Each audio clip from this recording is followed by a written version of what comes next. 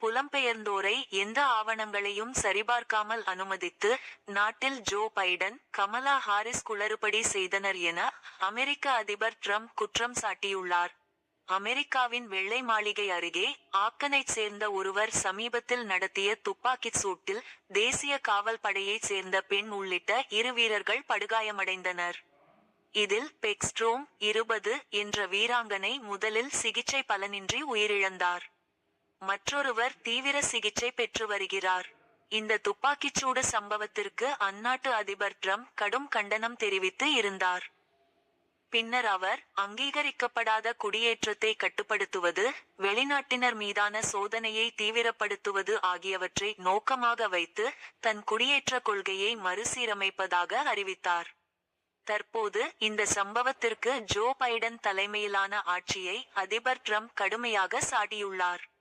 இது குறித்து சமூக வலைதளத்தில் அதிபர் ட்ரம்ப் வெளியிட்ட பதிவு: மோசமான ஜோ பைடன், எல்லை மன்னர் என்று அழைக்கப்படும் கமலா ஹாரிஸ் ஆகியோர் புலம்பெயர்ந்தோரை எந்த ஆவணங்களையும் சரிபார்க்காமல் அனுமதித்து நாட்டில் குளறுபடி செய்தனர். இவ்வாறு அதிபர் ட்ரம்ப் பதிவிட்டுள்ளார்.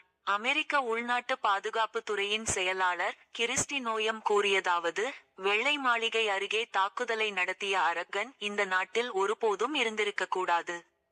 பைடன் நிர்வாகம் அவரை நாட்டிற்கு உள்ளே வர அனுமதித்தது. இது ஒரு நாசவேலை செயலாகும். உடனடியாக அமலுக்கு வரும் வகையில் ஆப்கானிஸ்தான் நாட்டினர் தொடர்பான அனைத்து குடியேற்ற கோரிக்கைகளையும் செயலாக்குவது காலவரையின்றி நிறுத்தப்பட்டுள்ளது.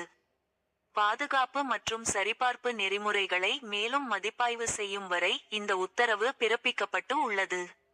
தேசிய காவல்படை வீரர் சாராவின் மரணத்திற்கு ஜோ பைடன் தான் காரணம். இவ்வாறு அவர் கூறினார்.